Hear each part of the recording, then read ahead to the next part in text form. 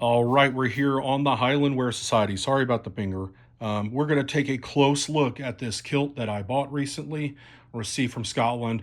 It took the better part of 9 months. It took about 9 months from the time of ordering to get this. And with a true bespoke, custom, hand sewn kilt, you can expect wait times. That's normal. This kilt was made by Braw Kilts in Scotland by a maker named Kathy Hope. She's really incredible. Um, and yeah, I have so many good things. This is my absolute favorite kilt I own now. Um, it is to answer your immediate question. This is the County Cavan tartan, Cavan. It's an Irish tartan. I've always loved it because of the warm kind of colors in it. And yeah, getting Brawl Kilts to make it is an experience. They are, again, tremendous. You will never know. If you have machine sewn kilts or off the rack kilts, you'll never know what this feels like until you own a truly made for you, one of a kind kilt. This is incredible. All right, guys, let's take a closer look at this thing. Yes, I did get this optional red fringe. You can choose how you want your fringe. It can be straight off the tartan like they're typically made, or you can have it any color you want. You can have green, brown, gold, any of the colors you see in here. You can have fringe made that color. I went with the oxblood color straps. And these are tremendous high quality leather. They are starting to get broken, so you can see the crinkles on it, because I've worn the kilt a couple of times. Yeah, we're going to take a closer look at this thing. It is incredible, guys. Let's open this up. And there you see it. There's the on the liner saying Braw Kilts. Here are the straps. One is under the liner here sewn in. The other one is sewn in and hid behind this piece of fabric. And you see that. You don't really see the red fringe in the back. There's regular fringe coming off on the back side of this. Super nice. Over here you can see the stitching. Sorry, let me pull this out. On the strap. Lots of thread, thick thread there. Very well stitched down.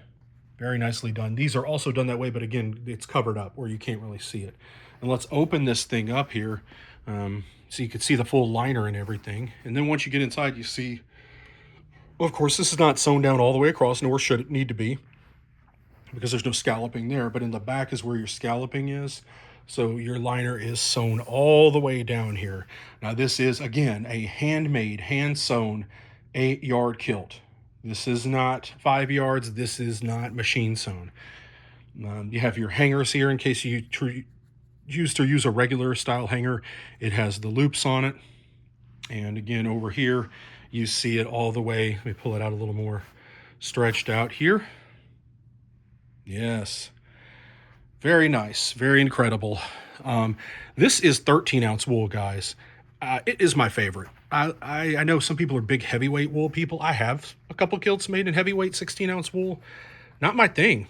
I really enjoy this softer, less scratchy wool that's smoother and lighter. And that's kind of what I like for me, personally.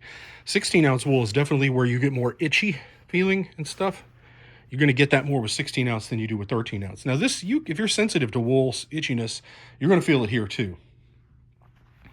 Let's go ahead and flip this bad boy over here.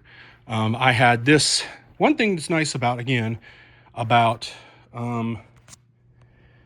getting a kilt made by Braw Kilts or any truly bespoke artisan is that you're going to get your pleating options, and you're going to really be able to see what they look like and make a good choice.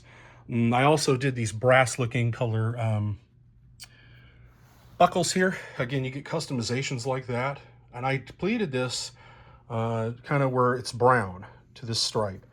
So it's incredible knife pleats here. And you can really get a feel for that. To me, it looks incredible. I like pleating to the stripe because it offsets and really brings out what makes a kilt, right? Because when it's pleated to the set, it's the same all the way around.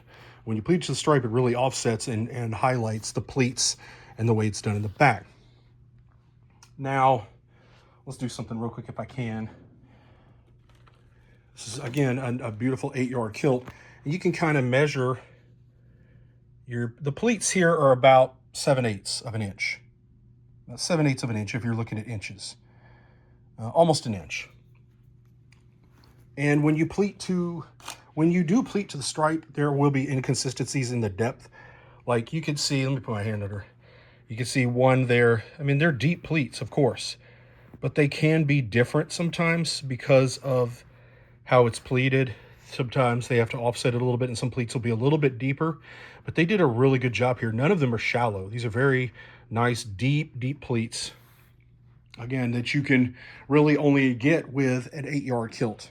With 5-yard kilts and stuff like that, you're not going to get that wide pleats. I was explaining that to somebody the other day too, with like Sport Kilt, how their fabric is fine. It's an 8-ounce poly, but you get those big wide pleats because you're just not getting much fabric. And again, this is why I'm kind of ruined on these kind of kilts right here. But I want to give a special shout out to Wade Smith. He put me on to Braw Kilts, not directly, but I always saw him post. And he is a moderator, by the way, in the Highland Wear Society, guys. So make sure you're joining, if you haven't, our private Facebook group. But yeah, Wade's on there, and he has gotten several kilts made by Kathy at Braw Kilts. And this is what you're looking at. Just tremendous quality again.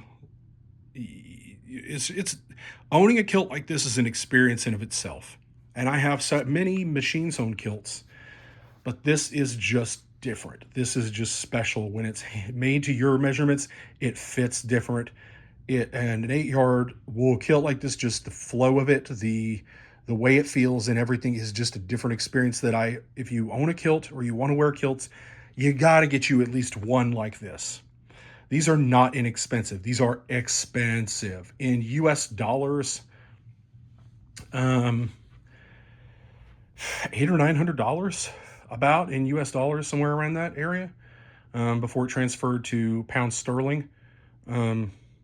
Yeah.